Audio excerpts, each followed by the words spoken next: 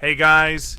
Tonight we're going to wander through a place where the very idea of a buzzing alarm clock would make people tilt their heads in confusion. You're barefoot, the ground still cool from the night, the air thick with that in-between smell of damp earth and wood smoke. The stars are beginning to fade, and there's a hush. Not silence exactly, but that expectant quiet before the village begins to stir. And here's the fun part. If you don't wake up soon, you're probably not going to survive the day. Not because danger is lurking, but because in the 19th century West African heat, sleeping in means missing the morning breeze, the best water at the well, and quite possibly your breakfast. So, before you get comfortable, take a moment to like the video and subscribe, but only if you genuinely enjoy what I do here. And drop a comment telling me your location and what time it is right now. Now, dim the lights, maybe turn on a fan for that soft background hum, and let's ease into tonight's journey together. You step into the century without a single clock face in sight. The idea of time here isn't broken into numbers glowing on a digital display. It's a feeling, a rhythm you've learned since childhood. You know the difference between the pale light that means time to gather firewood and the warmer streak that says run, you'll be late for the market. You don't need an alarm clock because the world itself is set up to shake you awake, sometimes gently, sometimes with a bit of a shove. In this particular West African village, picture mud brick houses in earthy reds and browns, thatched roofs tufted with dried grass. You've got maybe 100 or so people, all with their own role in the morning symphony. The rooster, of course, is around, strutting like it invented punctuality. But here's the truth. The rooster is just background noise. The real timekeepers are more subtle and more varied. There's a woman, 2 houses down, whose pounding of millet begins just before first light, the wooden pestle hitting the mortar with a hollow thunk that echoes through the cool air. Historians still argue whether this was a deliberate wake-up method or simply her own early routine, but either way, you hear it, and your brain knows the day is about to begin. The sound is deep, steady, almost like a bass drum, and it travels farther than you'd think in the still dawn. Then there's the smell of the cooking fires, charcoal, palm oil, sometimes a whiff of fish from yesterday's catch being reheated. It creeps into your hut while you're still lying there, eyes half closed, and you know that if you don't get up soon, someone else will get the best portion of the plantain fritters. That thought alone is enough to roll you off your mat. If you wander toward the center of the village at this hour, you see how much is already happening. Children are fetching kindling, women are carrying water in clay pots balanced on their heads, men are checking fishing nets or sharpening tools. The air is still cool enough for comfort, but the faintest heat is beginning to creep in, a reminder that you're on the clock, just not one that ticks. A quirky fact about mornings here is that some families keep guinea fowl not for their eggs or meat, but because the birds make a ruckus whenever they spot movement in the early light. They're like feathered security alarms with a flair for drama. You could argue they're more reliable than roosters. Guinea fowl don't get lazy and skip a morning crow. There's also a kind of unspoken social rule about rising early. If you're still in bed when the sun is well up, someone will check on you. Not in a good morning, sunshine kind of way, but in a are you ill or just lazy, Asim tone that carries a bit of sting. In a place where cooperation is the grease for daily life, sleeping in isn't seen as a harmless personal quirk. It's borderline antisocial. And here's the bit you didn't expect. There are no set times for breakfast, work, or meetings, yet everything happens with remarkable regularity. People's bodies, habits, and senses are so in tune with the environment that they rarely need to measure minutes. The cicadas start their slow, throbbing song at the same point in the dawn every day. The wind shifts direction when the sun reaches a certain angle. The shadows of the baobab trees stretch like long fingers across the red dirt paths, and that's all the clock anyone needs. Occasionally, though, nature gets mischievous. A cloudy morning can throw things off. Light muted, shadows faint. And that's when you hear more of the human alarms kick in. Loud greetings exchanged across the paths, intentional clattering of pots, or a neighbor starting a rhythmic work song earlier than usual. You're not sure if they're being helpful or just trying to one-up the other side of the village in sheer volume. By the time the sun clears the horizon completely, you've been awake for an hour without ever checking a watch. You've heard the pounding of grain, the rustle of palm leaves in the breeze, the shuffling of feet over hard-packed earth, and maybe even a distant drumbeat. The village is fully awake, and so are you.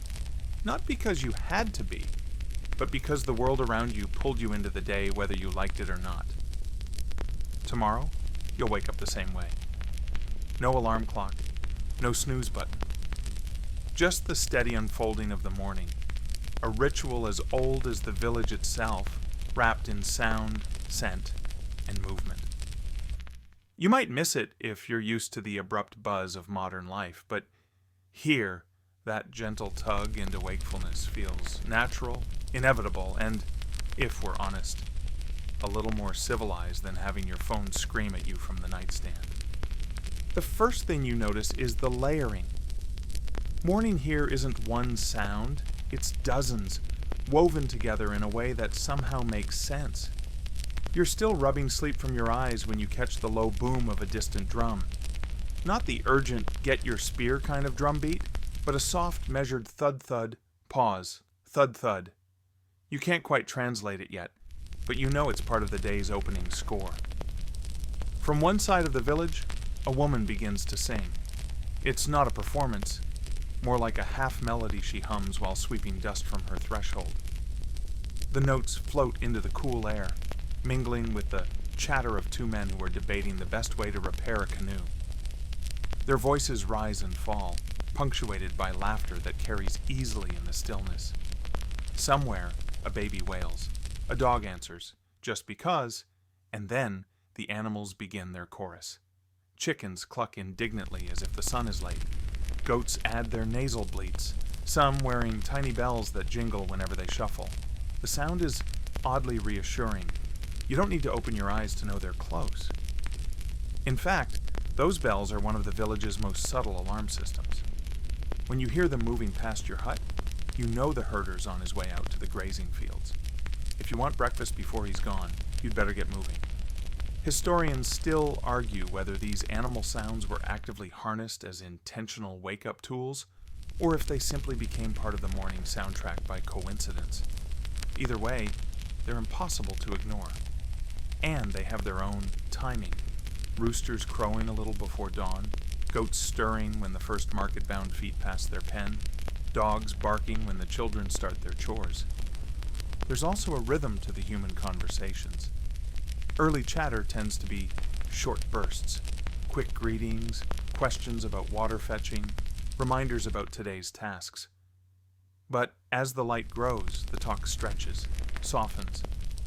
You hear a grandmother's voice telling a story to a child, a fisherman explaining the tides to his apprentice, a vendor quietly rehearsing her prices before the market. You find yourself playing a little mental game. If you close your eyes, you can almost tell the exact stage of morning from the sound alone. The pounding of grain still deep and deliberate, too early for the market to be open, the laughter of teenage boys teasing each other. That's the hour when chores are mostly done, and they can loiter without getting scolded. Quirky as it sounds, some villages keep certain animals specifically for their voices. There are parrots here that mimic the market seller's call, shouting fresh fish in a perfect human tone at a predictable time each morning. The first time you hear it, you think you're late for the market, only to realize it's a feathered prankster setting the pace. And the drums, those deserve another listen. In this region, talking drums aren't just for emergencies. They can be used to mark regular events. A meeting by the council tree, the departure of a fishing crew, or even the opening of a wedding feast. The patterns are subtle but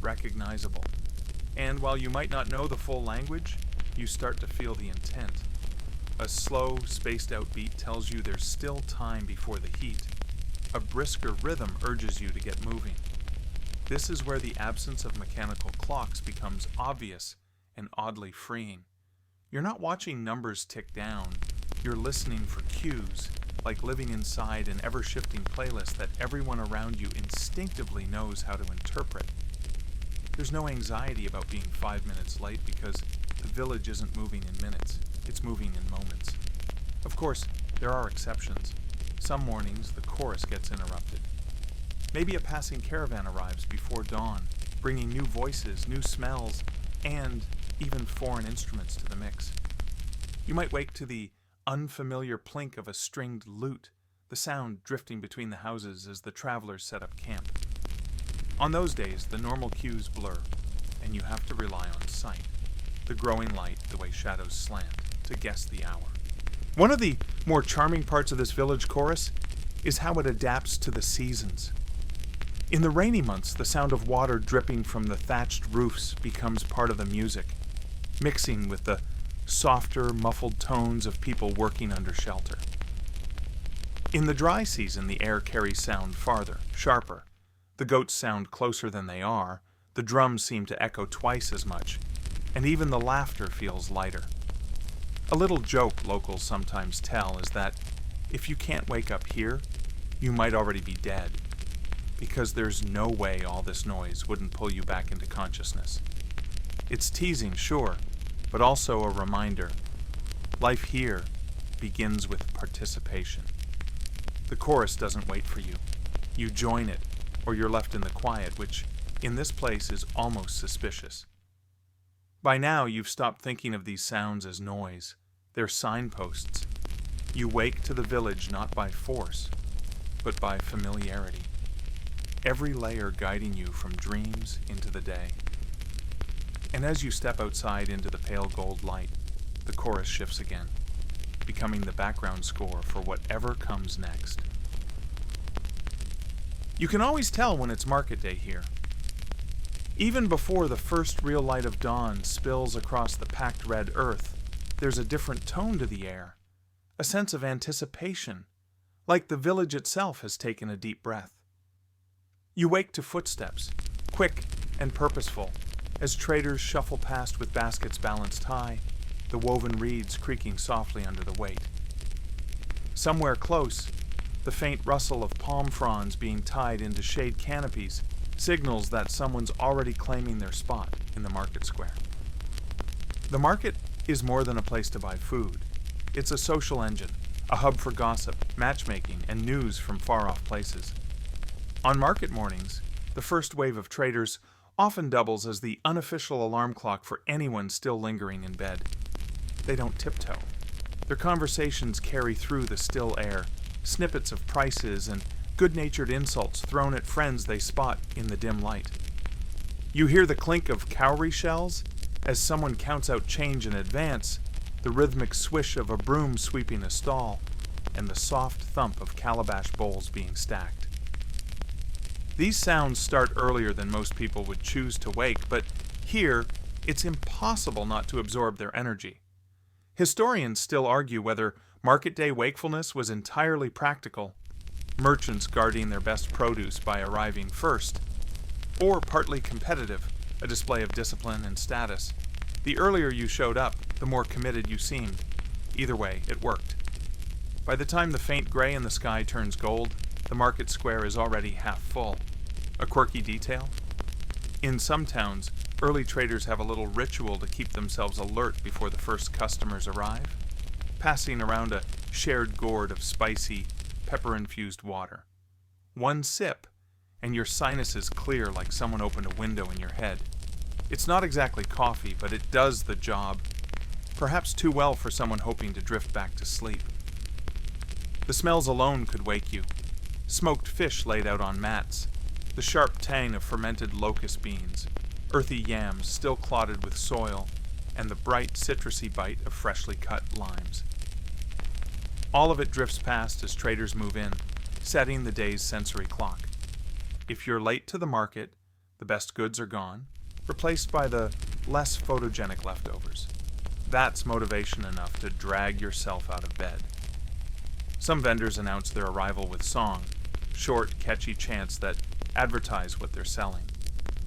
Sweet mango, ripe mango, one woman sings, each word punctuated by the soft slap of her bare feet on the dirt. Another seller taps two wooden sticks together in a steady beat, a sound you can follow through the maze of stalls like a breadcrumb trail. Then there's the gossip, which is practically currency here. As you wander through the square, you hear updates about who's getting married, which fisherman brought in the biggest catch, and whose goat got into someone else's cassava patch. News spreads faster than the scent of frying plantains, and if you miss the market morning, you're always a day behind on the stories. One of the stranger wake-up triggers is the clamor of bargaining. In the early hours, it's more like a warm-up. A few testing offers, some exaggerated scoffs, laughter when someone starts too high. As the sun rises, the exchanges get sharper, the voices louder, and even from your hut, you can tell it's nearing midday just by the shift in tone. Of course, market day mornings can be deceptive. There's so much movement and sound that you might assume the whole village is awake, but really, it's a core group of early risers who set the pace. Farmers heading in with produce, craftspeople hauling their goods, children sent ahead to reserve spaces. The rest of the community wakes by degrees, pulled into the current when it passes their door. Occasionally, a caravan from another region arrives on market day, bringing completely new noises into the mix. Camel bells, the metallic jangle of imported trinkets, the unfamiliar accent of traders shouting over the crowd. These moments can be disorienting, making you feel like the market has doubled in size overnight. It's in these early market hours that you realize time here is elastic.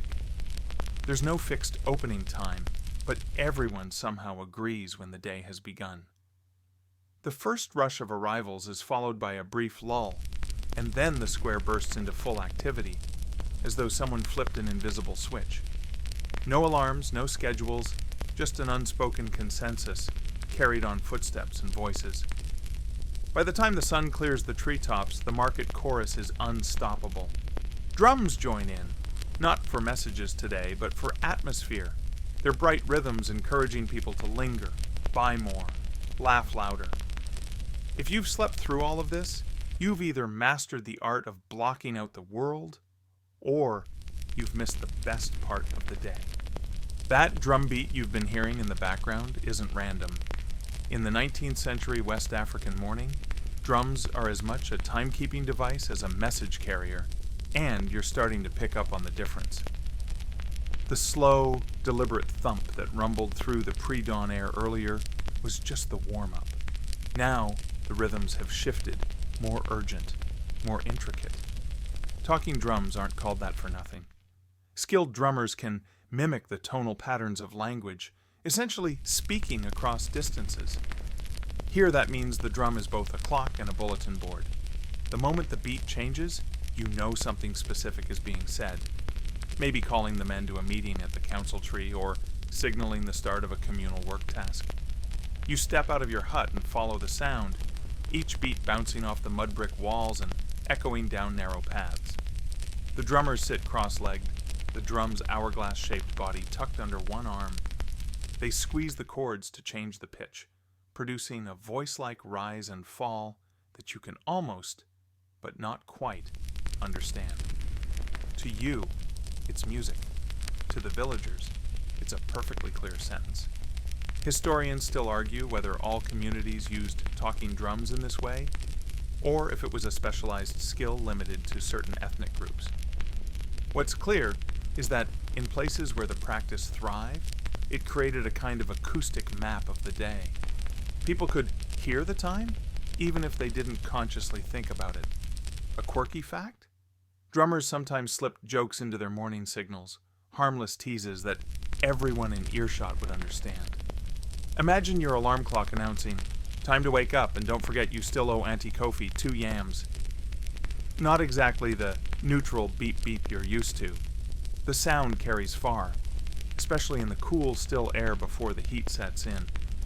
From one end of the village to the other, people adjust their routines to match what they've just heard.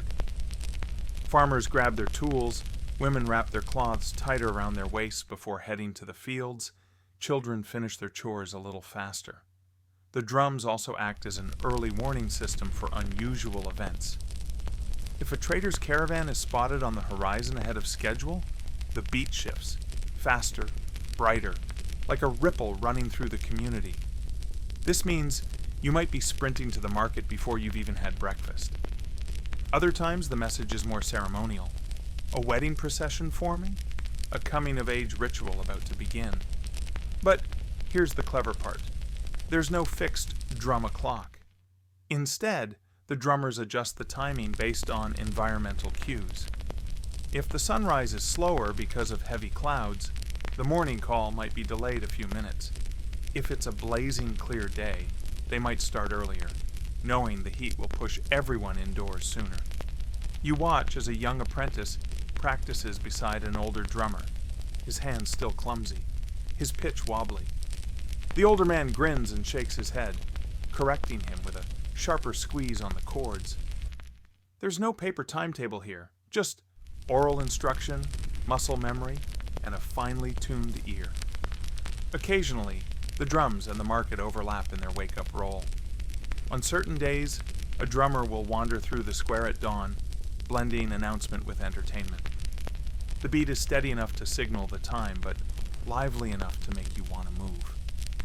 In a way, it's like someone set your alarm to your favorite playlist instead of that default tone you've been meaning to change for 3 years.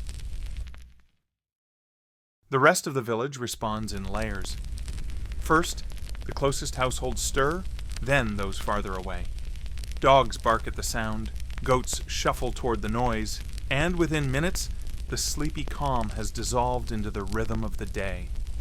It's not abrupt, it's a wave, and you're carried along whether you want to be or not. There's a saying here, a drumbeat never wakes one person.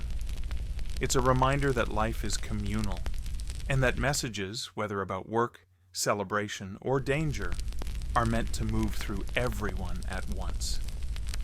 That philosophy is baked into the sound itself. You don't just hear the drum, you hear the responses, the adjustments, the laughter, the calls of, "Did you hear that?" By the time the sun is fully above the horizon, the drumming fades. Not abruptly, it eases off, like the end of a conversation. The village is now humming with activity, the morning cues having done their work. And you, without glancing at a watch, know exactly what part of the day you're in.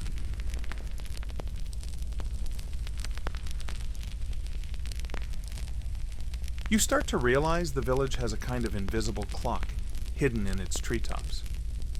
Long before the sun reaches its full morning glow, there's another layer to the wake-up sequence. Birds.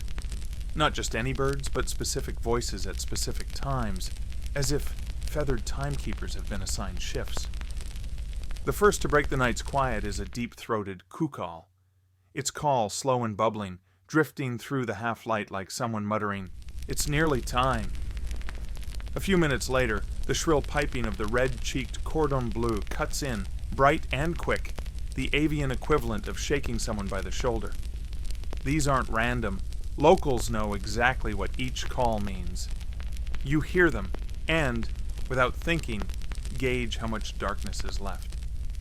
Historians still argue whether these birds were actively listened to as deliberate time signals, or whether familiarity simply made their patterns noticeable.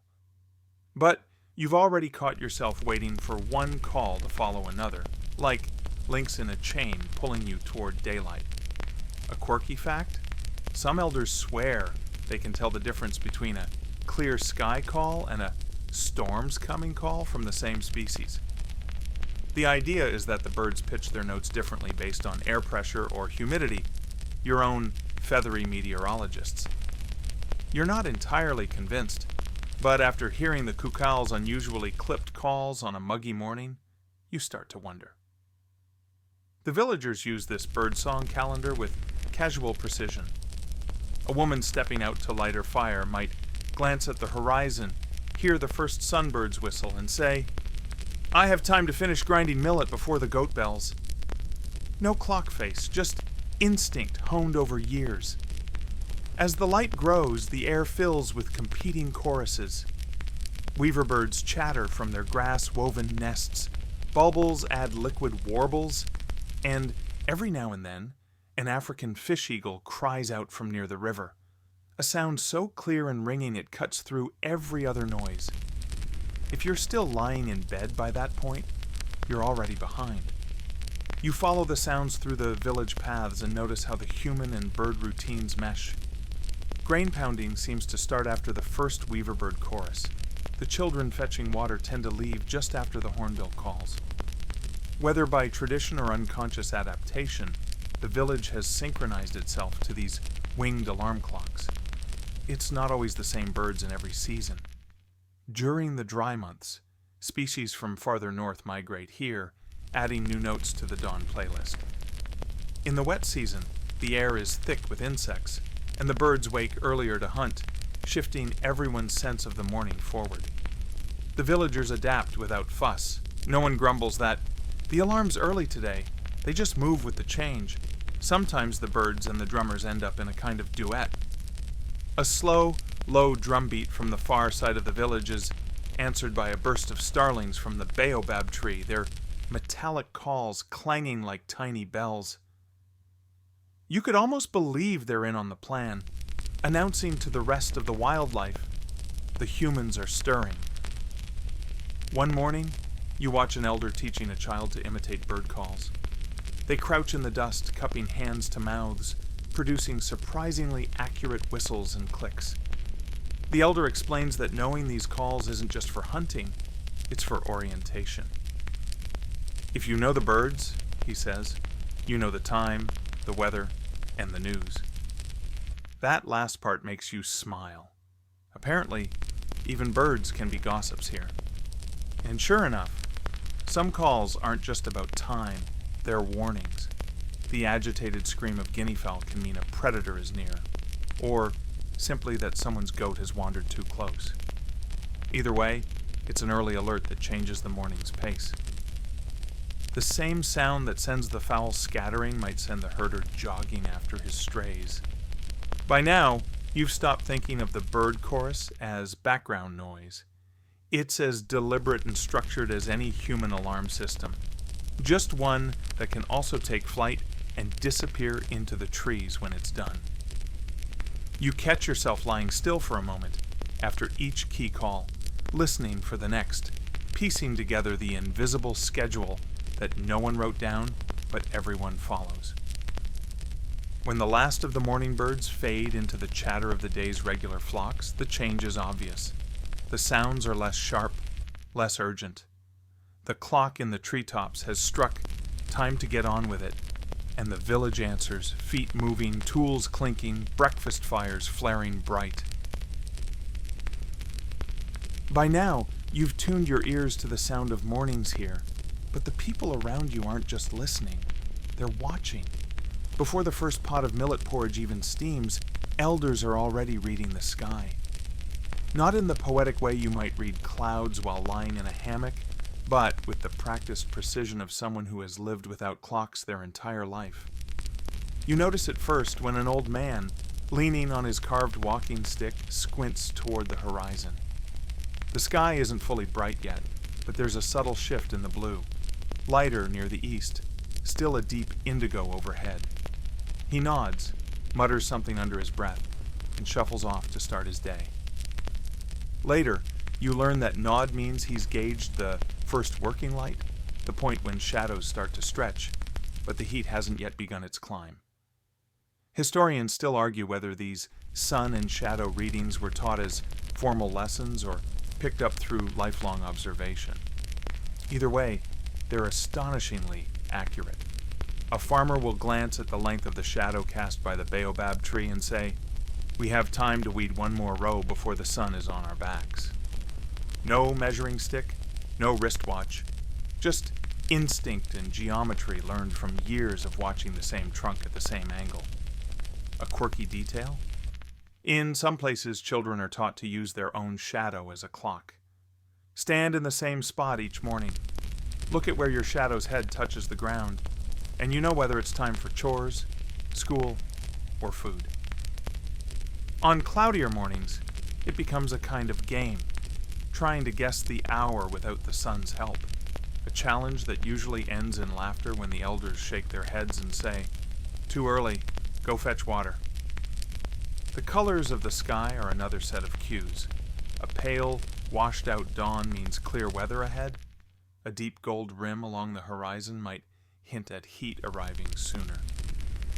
If the sky is streaked with high, thin clouds catching pink light, the fishermen know they have a few more minutes before the wind picks up. It's a visual language that you realize you've been walking past your entire life without reading. You watch a woman tending her cooking fire, pause to study the faint shadows of her clay pots. She shifts one slightly, then calls out to her neighbor, who nods and begins setting up her stall earlier than usual. You don't know it yet, but the angle of those shadows told them the sun would climb faster today, and customers might arrive sooner. Sometimes, the system gets tricky. The Harmattan season brings a dry, hazy sky that blurs the horizon and makes shadows fuzzy. On those mornings, the elders lean more heavily on sound cues, drums, bird calls, even the feel of the air on their skin. They'll tell you the sun is there, pointing to what looks like empty haze, and sure enough, a pale disk appears minutes later. There's an art to the timing of certain tasks. Basket weaving, for example, is best done when the light is bright enough to see fine details, but before the sun makes your hands sweat. Harvesting cassava happens when the sun has warmed the ground just enough to loosen it. These are things you don't find written down anywhere, yet everyone here seems to know them as naturally as breathing. One morning, you try your hand at reading the day alongside an elder. He gestures for you to stand where he's standing, tells you to look at the tree's shadow, then at the color of the sky above it. You hazard a guess. 2 hours after sunrise? He chuckles, pats your shoulder, and says, 1 hour, maybe a little less. You're late if you wait too. It's humbling and slightly maddening how certain he is without a single gadget. And here's the quiet magic of it. The sun and shadow method isn't just functional, it's grounding. You can't check it without looking up, without being aware of where you are in the physical world. There's no buzz in your pocket or beep on your desk. It's you, the light, and the earth telling you it's time to move. By the time the sun clears the tallest roof in the village, you've seen half a dozen people check the shadows in their own way, some with quick glances, some with long meditative stares. The day's rhythm is set not by a universal 8 a.m., but by the agreement that this, right now, is the moment to begin. And somehow, everyone just knows. Before the chickens even bother to stretch their wings, there's already someone on the path to the well. It's still half dark, the air cool enough to make your breath mist, but the sound is unmistakable. The gentle squeak of a rope sliding over wood. The hollow splash of a bucket breaking the surface. The water drawers are among the first movers in the village's daily rhythm. They aren't there because they love early mornings. They're there because everyone else depends on them. Without this first trip to the well, no porridge gets cooked, no laundry starts soaking, no thirsty goats get their drink. You follow one such early riser, a woman with a wide cloth wrapped around her head to cushion the heavy pot she'll carry back.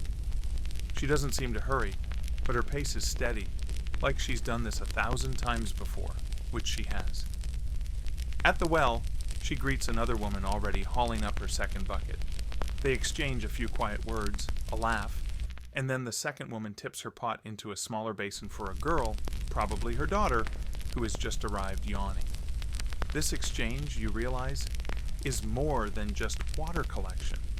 It's the village's first social checkpoint of the day.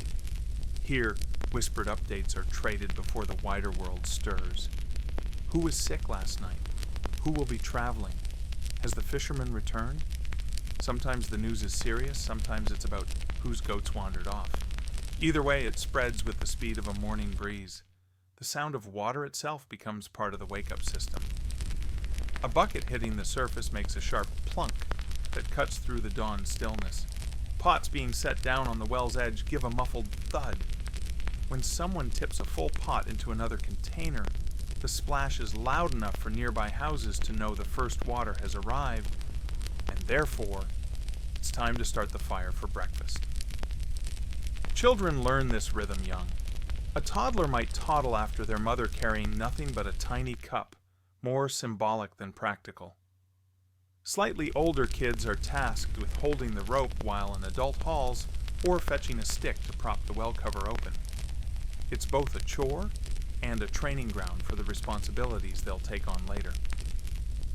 In the dry season, the work changes.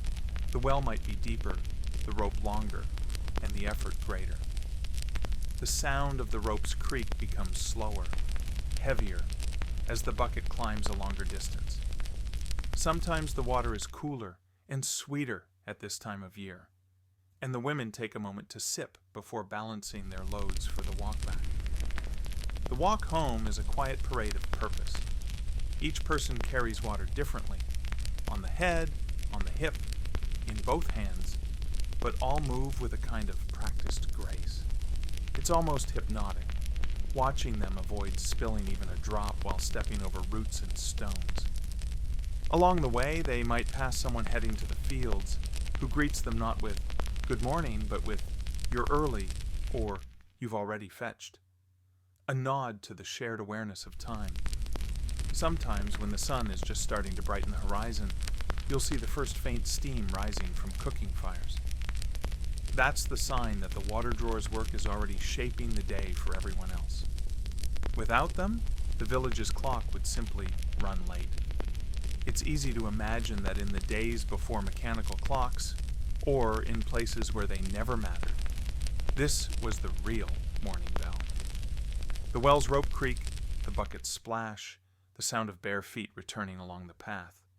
Together they formed a kind of liquid timepiece, marking the moment when the village truly woke up. The smithy begins to wake before the sky does. It starts with a faint hollow thunk, a hammer testing the anvil's ring, as if greeting an old friend. Then comes the sharper metallic ping, quick and precise, echoing through the cool morning air. For the blacksmith, the day doesn't start when the sun rises. It starts when the fire is ready. In the dim light, he stoops to coax last night's embers back to life. A few careful breaths, the addition of dried grass or shavings, and suddenly the forge is glowing again, an orange heartbeat in the half-dark. In many villages, this is a sound as familiar as birdsong. People lying in their beds or still huddled by cooking fires will hear that first rhythm of metal on metal, and know the smith is at work. It's an old agreement between the craftsman and the community. His day begins before theirs, so their plows, knives, and hoes will be ready when they need them. The early hammering is not random noise, it's deliberate. The smith knows exactly how sound carries in the morning stillness. Without any announcement, the ring of iron striking iron tells farmers it's almost time to head to the fields, and tells traders that the day's repairs can be brought over. The forge itself becomes a kind of beacon. Children are often the first visitors, drawn by the sparks that leap like fireflies. They watch from a safe distance, eyes wide as the blacksmith dips a glowing blade into water. The hiss of steam rises into the air, mixing with the earthy smell of charcoal. By the time the sun peeks over the horizon, the smith's work is in full rhythm. Hammer, turn, hammer, dip, repeat. This cycle is older than anyone in the village can remember. Apprentices, often nephews or sons, shuffle around the workshop, learning when to pump the bellows and when to fetch tools without interrupting the master's flow. During festival seasons, the pace is even faster. The smith might start hours before dawn, crafting ornaments, tools, or ceremonial items that must be ready by the afternoon. On these mornings, the village wakes earlier too, drawn by the urgency in his strikes. For outsiders, it might seem odd to treat the sound of heavy labor as a pleasant wake-up call. But here, it's reassuring, like the steady tick of a clock in a quiet room. It means that work is being done, the day is underway, and the village is in motion. Even the patterns of his strikes hold meaning. A short, fast sequence might mean he's working on a thin blade. A slow, heavy beat could mean a large farming tool is taking shape. Over years, villagers learn these rhythms the way others might learn the sound of a kettle boiling or a bell ringing. When the smith finally pauses to wipe his brow, the rest of the village is already stirring. Women walk past carrying water pots, men with hose slung over their shoulders call out greetings, and a goat wanders too close to the forge, shooed away by a laughing apprentice. It's only mid-morning, but the smith has been at it for hours. The sound of his work will continue all day, but it's those first early beats, the ones struck before the village fully wakes, that people remember most. Without them, the morning would feel incomplete, like a song missing its opening notes. In this way, the blacksmith's hammer doesn't just shape metal, it shapes time. It's both a craft and a clock, one whose hands are made of iron and whose ticking is measured in strikes. Before most people open their eyes, a soft clinking begins to wander through the village. An irregular but unmistakable music. It's not made by human hands, at least not directly. The sound comes from the small hollow bells tied around the necks of goats. At first it's just one bell, faint and far away. Then another joins in, and another, until the air holds a loose, drifting harmony. The goats, half asleep themselves, stir from their shelters and shuffle into the open, bells swinging gently as they move. These bells aren't ornamental, they're tools, simple ways for herders to know where their animals are without having to see them. But in the quiet of early morning, they take on a second life as timekeepers. People lying under their blankets hear the first jingles and know the day has begun, even if they don't yet open their eyes. For children, this is often the first sound they notice in the morning, more familiar than any rooster's crow. The bells mean that somewhere, a herder is already awake, gathering the animals for grazing. It means the paths will soon be dotted with four-legged shapes, and the smell of trampled grass will mix with wood smoke. Goat bells have a personality all their own. No two sound exactly alike. Some are high and bright, others low and throaty. When the animals move together, the tones weave into a shifting pattern, like a conversation carried on in metal. If a particular goat wanders too far, its distinct note will grow faint, prompting the herder to call it back with a sharp whistle. The first human voices join the chorus soon after. A herder may hum or sing as he works, his tune blending with the bells and the occasional bleat. The goats, impatient for fresh leaves, tug at their tethers, creating sudden bursts of jingling. As the sun rises higher, the sound of the bells changes. Early in the morning, it's slow and scattered, but once the herd is moving out of the village, it becomes steady and rolling, almost like a slow drumbeat. Villagers hear this and know the animals are on their way to pasture, meaning the morning is well underway. Sometimes the bells are joined by the hollow thud of cow hooves, or the soft hiss of donkey carts on the dusty road. In mixed herding communities, this layering of sounds is the morning's most reliable clock. During the dry season, the bells start earlier. Herders need to cover more ground to find enough to graze. In the rainy season, they might start later, the animals lingering in their pens until the heavy dawn showers pass. Either way, the sound is as constant as the turning of the seasons. Older villagers sometimes speak of mornings without bells, rare days when animals were kept in for sickness or bad weather. The silence was strange, they'll say, shaking their heads. It made the air feel heavy. For them, the jingle of goat bells is not noise, but reassurance. The animals are well, the herders are working, and life is continuing as it should. Even in modern times, when some families have replaced animals with other forms of livelihood, the sound lingers in the collective memory. A single bell, ringing from somewhere down the road, can still pull people back to childhood mornings, to days when the first music they heard came not from radios or phones, but from goats stepping into the light. Along the West African coast, time is written not just in the sky, but in the water. For fishing communities, the tide is the first and most trusted clock, its pull and release dictating when boats leave, when nets are cast, and when the day truly begins. Long before the sun crests the horizon, some fishermen are already awake, listening for the sea. In the darkness, its voice is louder, waves tumbling onto the sand in slow, deliberate beats. An experienced ear can tell if the tide is rising or falling just from that rhythm. If the tide is right, the village stirs earlier than usual. Barefoot men and boys carry nets down narrow sandy paths, their movements lit only by the moon or the faint glow of oil lamps. Women follow, balancing woven baskets for the catch. Even the youngest children know the rule. When the tide calls, you answer, no matter the hour. Some days, the tide's call is literal. On certain beaches, water surges suddenly into shallow inlets, slapping against rocks with a hollow boom. This sound can echo all the way to the nearest houses, jolting light sleepers from their mats. "The sea is calling us," they'll murmur, rising before the rooster has even thought to crow. The first launch is the most magical moment.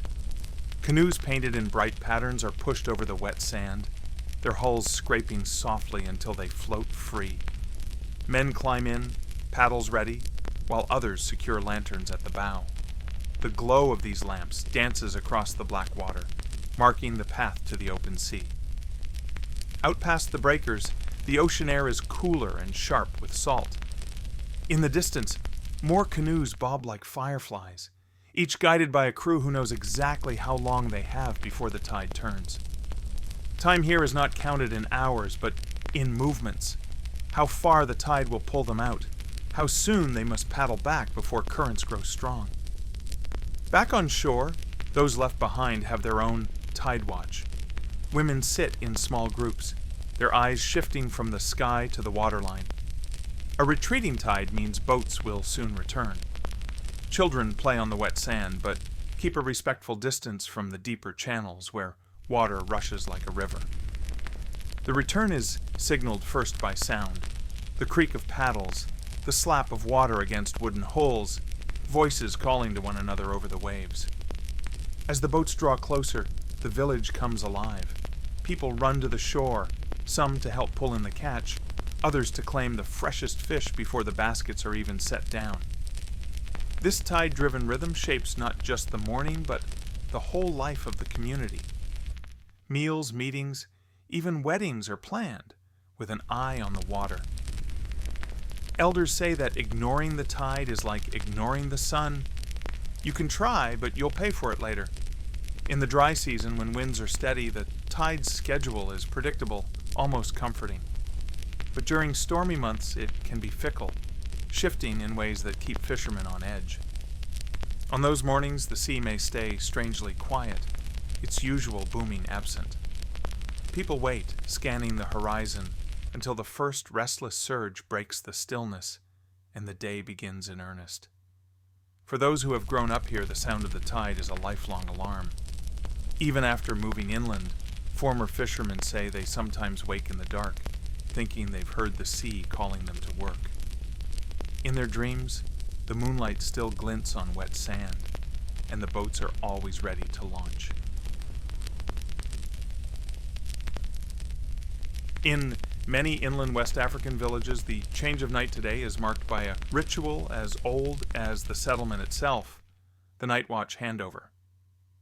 This is not a grand military shift with trumpets or marching boots, but a quiet, deliberate passing of responsibility from one set of guardians to another.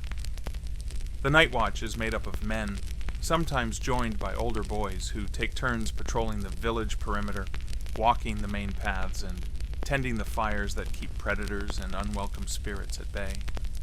They know every sound in the dark, the rustle of palm leaves, the whine of mosquitoes, the distant bark of dogs, and can tell from tone and rhythm whether something is amiss. In the cool hours before dawn, the night's final patrol begins. The men walk slower now, lanterns casting moving pools of orange light along the packed earth ground. They pause at key points: the well, the market stalls, the meeting hut. At each stop, they check for signs of disturbance, footprints that don't belong, tools left out of place, the faint smell of smoke where none should be. When the eastern sky begins to soften from black to deep blue, the first shift of the day watch arrives. These are often younger men or those who will later work in the fields. They carry spears or staffs, but also baskets and tools for their daytime duties. The overlap is intentional. Security here is part of daily life, not separate from it. The handover is almost ceremonial. The night guards offer brief, whispered reports: who passed through, what animals were seen, whether any strangers came close. Sometimes they exchange small jokes or teasing remarks about who looked most likely to fall asleep at his post. But they also share warnings, especially about anything unusual.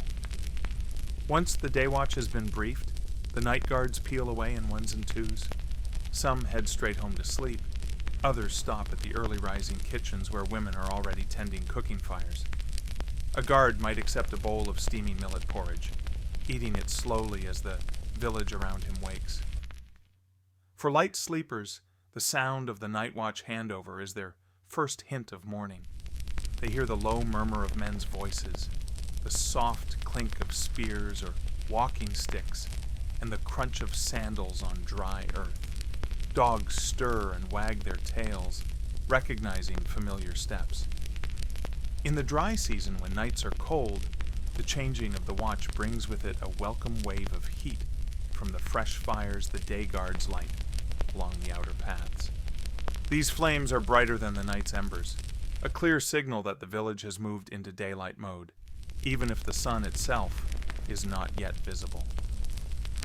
On market days, the timing of the handover shifts slightly earlier. The day watch wants to be in place before traders begin arriving with their goods, often before the first cockcrow. On festival mornings, the atmosphere changes entirely. Instead of hushed exchanges, the watch might sing softly or beat small drums to signal a joyful, safe night. During troubled times, when rumors of raiders or wild animals spread, the handover becomes sharper, faster. There are no jokes then, only clipped instructions and a tightening of grips on weapons. Villagers who hear that tense tone in the dark know to rise early, keep close to home, and wait for news. Though clocks have found their way into some homes, the night watch handover remains a trusted time marker. It tells people that the long hours of darkness are ending and that it is safe to step outside. For the elders, this moment is more than just a shift in duty. It is a daily renewal of the social fabric, proof that the village looks after its own from first shadow to last. In the stories told around evening fires, the handover is sometimes personified, as if the night and the day are two friends who meet briefly, exchange greetings, and then go their separate ways. One carries the cool and the stillness, the other brings heat, noise, and work. Their handshake happens in those quiet minutes when the old guards step back and the new ones step forward, and the village breathes its first breath of the day. In much of West Africa, festivals begin before the sun has even cleared the horizon, and the dawns on these days are unlike any other. On ordinary mornings, the village wakes in gradual layers. First the roosters, then the earliest workers, and finally the slow swell of market or farm activity. But when a festival day arrives, that pattern is joyfully overturned. The air itself feels charged. Hours before first light, distant drumming begins, a low, steady beat that seems to come from beneath the earth, as if ancestors are stirring. This pulse quickens as more drummers join, their rhythms weaving together in a rolling conversation that tells everyone within earshot, "Wake up, something special is coming." In the compounds, women have been up since the middle of the night, grinding millet or maize, stirring pots of soup and preparing the day's special dishes. The smells drift through the darkness, rich with spices, smoke, and the promise of abundance. Even the dogs sense the change, padding from doorway to doorway in search of scraps, tails swishing. Children are often the first to burst into the open spaces, bare feet slapping the packed earth. They race to friends' houses to compare festival clothes, bright cloths newly sewn or handed down, beads carefully strung, headscarves tied in fresh knots. Their laughter cuts through the drum beats like bright flashes of light. By the time the eastern sky begins to pale, the village is already in full motion. Groups gather to rehearse dances in the open, stamping feet raising little puffs of dust. Elders sit on low stools, leaning on walking sticks, watching with half smiles as preparations unfold. Musicians tune stringed instruments, rattles, and flutes, calling out to one another over the din. On certain festival mornings, especially those tied to harvest or planting, the entire community may move toward a central clearing before sunrise. Torches and lanterns bob in the pre-dawn gloom, lighting the faces of neighbors, cousins, and old friends who have traveled from far villages to join the celebration. The glow of firelight plays over the bright colors of woven cloth, turning reds deeper, yellows warmer, blues richer. As the sun finally edges over the horizon, a cheer rises, sometimes accompanied by a gunshot into the air or the sudden clash of cymbals. This is the cue for the main ceremonies to begin. Blessings spoken by priests, elders, or griots, symbolic offerings to ancestors, or the start of a long, winding procession that will carry the crowd through the village and beyond. The drumming, already insistent, becomes thunderous. Dancers leap higher, beads and cowrie shells sewn into costumes clacking with every movement. Young men perform feats of strength, lifting logs, wrestling, or racing, while women sing songs that are hundreds of years old, their voices weaving harmonies that seem to bend the very air. For many, this vibrant morning is the high point of the year. It is when the village feels most alive, when everyone is awake at the same time and united by purpose, joy, and tradition. No one needs a clock to tell them the hour. Festivals run on a different kind of time, one measured in rhythm, scent, and color, rather than minutes and seconds. Even long after the festival is over and the last guests have gone, these mornings are remembered. Elders will recall the particular shade of the dawn sky, the exact song that played as the sun rose, the way a certain dance step seemed to shake the ground. And when the next festival day comes, they will rise before the drums again, ready to step back into that same ancient, joyful current. There are some mornings in West African villages when the usual chorus of roosters, drums, and chatter is conspicuously absent. These are the silent mornings, rare but deeply felt. The air on such days seems heavier, as though the land itself is holding its breath. Silence at dawn can follow many causes. Sometimes it is the quiet after a storm, when the wind has battered roofs and toppled branches, and the rain has left the earth soaked and sluggish. Chickens stay huddled in coops, dogs remain curled under shelter, and even the early birds delay their songs. The village wakes late, each household slowly repairing, cleaning, and recovering from the night's assault. Other times, silence falls after loss. When a respected elder, leader, or warrior passes away, the first morning after the announcement is subdued. There are no drums to greet the sun, no playful shouts from children. People rise later than usual, moving quietly, their footsteps muffled against the packed earth. Women sit together in low, murmuring clusters. Men speak in short sentences or simply nod in passing. The absence of sound becomes its own kind of announcement, a public wordless acknowledgement of grief. Silence can also mark moments of deep uncertainty. In seasons when the rains have failed or harvests are poor, mornings may begin without the ordinary bustle. Families linger inside, perhaps waiting for news from scouts who have gone in search of water or food. The village feels suspended, caught between yesterday's hardship and whatever today will bring. To those attuned to the normal rhythms, the quiet can feel almost deafening. Farmers who usually step outside to greet neighbors may instead find empty paths.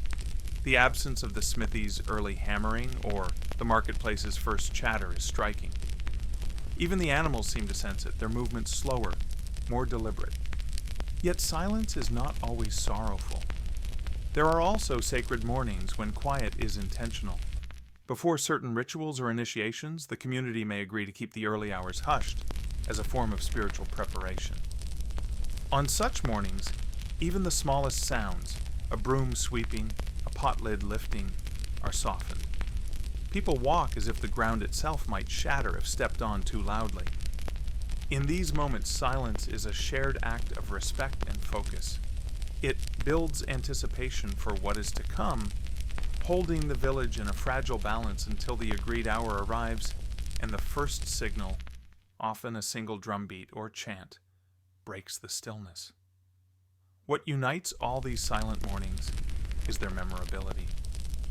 People may not recall every ordinary day, but they remember the mornings when the village did not sing, when the sun rose into a world that felt paused. Long after, they can describe the way the air smelled, the way the light looked without sound to distract from it, the way even familiar paths felt different underfoot.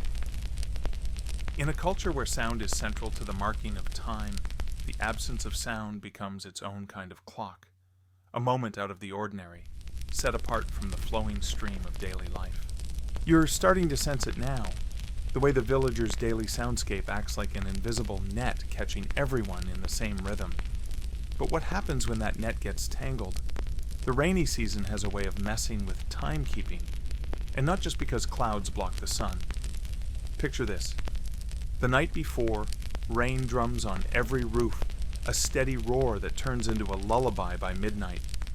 But the storm doesn't stop. By dawn, the sound is still there, and instead of roosters crowing, you just hear the relentless hiss of water. For a lot of people, that's the problem. If you can't hear your morning cues, it's shockingly easy to oversleep. In some fishing villages along the coast, rainstorms blur the lines between night and morning so completely that families have been known to miss the early tide. It's not laziness. It's that the sound of rain drowns out the subtle cues. A neighbor's bucket clanging, sandals slapping in the mud, distant drums that normally pull you out of dreams. Historians still argue whether the rainy season made communities more flexible about being on time or simply more ingenious about compensating for it. And compensate they did. In certain inland farming areas, people developed rainproof percussion instruments, small hand drums made of tightly stretched animal skin coated with a sticky resin that shed water. These could be played under a shelter at dawn to signal that the day had begun, even in a downpour. One elder recalled that, as a child, she could tell how heavy the rain was by the dullness of the drumbeat. Then there's the mud problem. Heavy rains turned packed dirt village paths into slow-moving obstacle courses. The trip from one hut to another could take twice as long, and since most timekeeping relied on shared activities starting together, this meant the clock of the village shifted in ways no rooster could fix. Some people embraced this as nature's way of saying, slow down. They lit the morning cooking fires later, took time to mend fishing nets, or repaired tools while waiting for the worst of the weather to pass. Others found it maddening, especially those in trade who relied on early departures to reach markets before the best goods sold out. And yet, there's a strange coziness to rainy mornings. You stay under the thatch a little longer, watching the rivulets snake down from the roof, listening to the softer sounds, the clink of someone pouring water from a calabash, the rhythmic slap of dough being kneaded indoors. In these moments, timekeeping becomes personal rather than communal. Instead of being pulled by the village's shared alarms, you follow the cues inside your own home. One fringe but persistent tidbit from oral history claims that some coastal families kept storm roosters, birds known to crow loudly even in bad weather. Whether these were actually a distinct breed or just particularly stubborn individuals is anyone's guess. But people swore by them, saying they could pierce through even the worst morning squall. The rainy season also gave rise to more creative visual signals. Children might be sent to stand in the open with brightly dyed cloth when it was time for an event, waving it so that people across the compound could see the splash of color against the gray curtain of rain. It wasn't exactly precise clockwork, but it worked surprisingly well. So while the season could scatter the village's normal rhythms, it also sharpened everyone's adaptability. If the usual morning symphony was muted or delayed, people found other ways to strike the day's opening chord. Proof that even without ticking hands or digital alarms, life still knew how to keep moving forward. By now, it's clear that in 19th century West Africa, time was less about numbers and more about relationships between people and nature, and between the village and its work. But there's another, quieter layer to this story. The way certain families, almost without realizing it, became the keepers of the morning. In some communities, these time families didn't hold any formal title. They weren't chiefs, priests, or traders with political influence. Instead, they were known for having reliable habits that everyone else could set their day by. Take the family of a famed millet farmer in the Sahel. Oral accounts say the farmer's wife had the habit of pounding grain at exactly the same point in the morning, right after the sky turned pale gold, but before the first streaks of orange appeared. The sound of her pestle in the mortar became so dependable that neighbors could tell if they were running late just by how many thumps they heard. A late start to her pounding meant something was wrong, someone sick, an unexpected guest, or, rarely, a serious dispute. Elsewhere, the role fell to the family of a village brewer. Brewing beer from sorghum required an early start to ensure it was ready by market day. The brewer's sons were known for lighting the first visible fire in the village, its thin smoke curling above the roofs before anyone else had stirred. Travelers arriving at dawn would ask, "Has the brewer's fire risen yet?" a way of checking if they were early or late. In fishing towns, this same role could fall to the household of the most daring crew, the ones who went out earlier than anyone else, sometimes rowing under a fading moon. Watching their canoes push off from shore was as good as looking at a clock. It wasn't only work that set these families apart. Sometimes it was a personal quirk. A storyteller in Sierra Leone recalled that his grandmother always sang a particular hymn while sweeping her yard at sunrise. The song carried far, and people said they could wake up by the hymn alone. These families became unspoken anchors of community rhythm. Their reliability meant that, even without formal timekeeping, the whole village could orient itself around their actions. And because their habits were embedded in work, trade, or ritual, they were resistant to change until something external disrupted them. Colonial encroachment in the late 19th century began to chip away at this delicate balance. The arrival of missionaries and traders brought mechanical clocks, church bells, and new schedules dictated by imported systems. Suddenly, the brewer's fire mattered less than the toll of a mission bell. The fisherman's departure could be overridden by a mandated meeting time for a colonial tax count. Some of these time families adapted quickly, merging their natural cues with the new mechanical signals. Others resisted, keeping to the old rhythms as a quiet act of independence. In some oral histories, you can still hear the faint tension. People torn between the familiar pace of nature and the imposed beat of foreign hours. Even today, descendants of those families sometimes hold on to certain habits. A farmer's granddaughter may still start pounding grain before sunrise, not because she needs to, but because that's when it feels right. Without realizing it, she's keeping alive a tradition of timekeeping older than any watch on a wrist.